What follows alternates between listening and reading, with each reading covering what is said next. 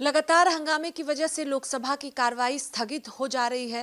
विपक्षी पार्टियों की ओर से लगातार हंगामा किया जा रहा है। दूसरी तरफ राहुल गांधी आरोप लगा रहे हैं कि नेता प्रतिपक्ष को सदन के अंदर बोलने नहीं दिया जा रहा। इधर भारतीय जनता पार्टी भी कई सवाल राहुल गांधी कांग्रेस पार्टी पर उठा रही है। इस वक्त बातचीत के लिए हमारे साथ भारतीय जनता पार्टी के सांसद मुकेश राजपूत मौजूद हैं। सर, लोकसभा की कार्रवाई जिस तरह से हंगामे की वजह से स्थगित हो जा रही है, प्रधानमंत्री का कल संबोधन होना था लेकिन हो नहीं पाया। विपक्षी पार्टियां रोज हंगामा कर रही हैं जिसकी वजह से पीएम का संबोधन भी नहीं हो पाया। राहुल गांधी कह रहे हैं कि नेता प्रतिपक्ष को बोलने भी नहीं दिया जा रहा।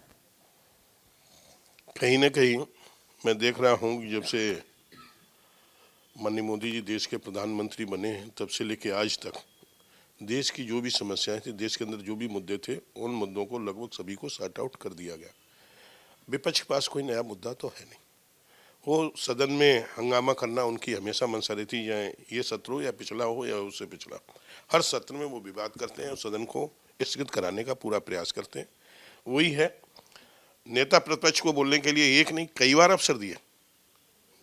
पूरे देश ने देखा होगा जिस तरह से स्पीकर साहब ने माननीय अखिलेश जी का नाम भी लिया और अखिलेश जी का नाम लेने के बाद में वो जब खड़े हुए तो उनसे कहा चले बोलिए, आप ही बोली।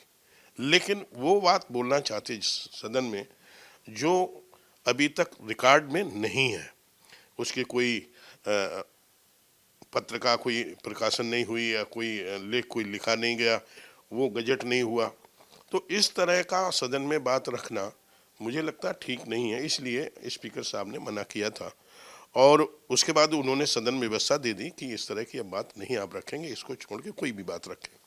उसे रखना है तो पहले रिकॉर्ड में, लेकिन इसमें वो कह रहे हैं कि हमें बोलने नहीं दिया। अन्य भी तो बातें हैं जिससे कहीं पर भी देश का सम्मान कम होता हो, कहीं हमारे सेना का कहीं शर्मसार होती हो, तो वैसी बात को किसी भी आदमी को नहीं रखना चाहिए। ये मेरा व्यक्तिगत मानना है।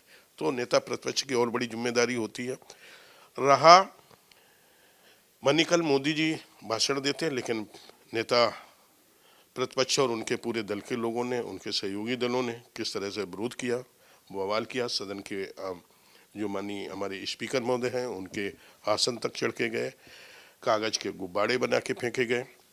प्रधानमंत्री बैठते हैं वहाँ सीट पर बैनर लेके गए। इस तरह का कृत्य मुझे लगता है विपक्ष की दलों को नहीं करना चाहिए। भारतीय जनता पार्टी भी लंबे समय तक विपक्ष में बैठी है, उन्हें उनसे सीख लेनी चाहिए और सदन में विपक्ष की भूमिका निभाए।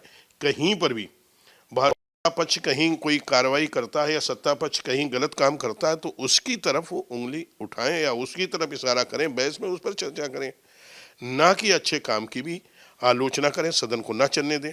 हमेशा ही सदन को बाधित करने का काम कांग्रेस और कांग्रेस के सहयोगी दल कर रहे हैं। आपको लगता है कि विपक्ष की वजह से लोकसभा की कार्रवाई नहीं चल पा रही है? क्योंकि पिछले 2-3 दिनों को अगर देखें तो रोजाना हंगामे की वजह से लोकसभा की कार्रवाई स्थगित हो जा रही है। एक तरफ राज्यसभा की कार्रवाई सुचारू रूप से चल रही है लेकिन लोकसभा में जमकर हंगामा हो रहा है। नहीं, बिल्कुल कांग्रेस है, कांग्रेस के सहयोगी दल हैं, जानबूझ के लोकसभा को नहीं चलने दे रहे हैं और वो चाहते हैं कि इस तरह से उनके पास कोई मुद्दा तो है नहीं और वो सदन में जब चर्चा करेंगे तो मुंह की खाएंगे। जब भी उन्होंने चर्चा की, सिंदूर ऑपरेशन सिंदूर के ऊपर चर्चा हुई, उन्हें ही मुंह की खानी पड़ी। तो इसलिए कोई भी किसी पर जिस सब्जेक्ट पर भी अभी तक चर्चा हुई, जिस मुद्दों पर भी चर्चा हुई, विपक्ष के लोगों को मुंह की खानी पड़ी है। सत्ता पक्ष पूरे देश ने देखा कि विपक्ष किस तरह से नंगा हो जाता है। बिल्कुल उनके खिलाफ में जो सत्ता पक्ष के लोगों की तरफ से जो बातें रखी जाती हैं, ऑन रिकॉर्ड रखी जाती हैं, तो उससे लगता है कहीं ना कहीं विपक्ष असहाय अपने को महसूस करता है। तो इसलिए वो चाहते हैं कि सदन ना चले। एक और सवाल है कि केंद्रीय मंत्री रवनीत सिंह बिट्टू को लेकर नेता प्रतिपक्ष राहुल गांधी द्वारा जो टिप्पणी किया गया, कल आपने भी देखा होगा, आप खुद लोकसभा के सांसद हैं, जब विरोध प्रदर्शन हो रहा था उस दौरान मंत्री आ रहे थे और राहुल गांधी द्वारा जो टिप्पणी किया गया, किस तरह से देख रहे हैं इस पूरे मामले को लेकर? देखिए, हमारे बिट्टू जी पहले कांग्रेस में रहे, आज वो भारतीय जनता पार्टी की सरकार में माननीय मंत्री जी हैं, वो उनके सहयोगी हैं और आज भी दल अलग है लेकिन सभी लोग इसी देश के लोग हैं और वो सरकार के एक मंत्री हैं। तो मुझे लगता है जिस शब्दावली का उन्होंने प्रयोग किया राहुल गांधी जी ने, उस तरह का प्रतिपक्ष के नेता के द्वारा आम जन को भी इस तरह की शब्दावली का प्रयोग किसी माननीय मंत्री के लिए नहीं करना चाहिए। लेकिन मुझे लगता है कहीं ना कहीं कांग्रेस में चाहे माननीय इंदिरा गांधी रही हो देश की प्रधानमंत्री, चाहे राजीव गांधी रहे हो, ब्लू स्टार करके किस तरह से सरदारों के साथ में किस तरह से कृत किया, पूरा देश अभी तक नहीं भूला। उसके बाद में जब वो इंदिरा गांधी की हत्या हो जाती, उस तरह हत्या करने वाले 1 2 3 4 5 हम कह रहे 10-20 लोग हो सकते हैं हत्या करने में शामिल हो, ऐसे लोगों को दंडित किया जाता। लेकिन यहाँ हजारों की संख्या में सरदार मारे गए हों और सरदार समुदाय के घरों को जलाया गया, मकानों को जलाया गया, दुकानों को जलाया गया, उसकी जांच चल रही, जांच में सिद्ध भी हुआ। तो ये कांग्रेस का कल्चर है कि वो सरदार समाज को, उनकी वीरता को, उनकी बहादुरी को ना लाके उन्हें गद्दार जैसे शब्दों का प्रयोग करते हैं। मुझे लगता है इसके लिए राहुल गांधी को पूरे देश से और सरदार समाज से, सिख समाज से माफ़ी मांगनी चाहिए और इसमें यही उनके लिए बेहतर होगा।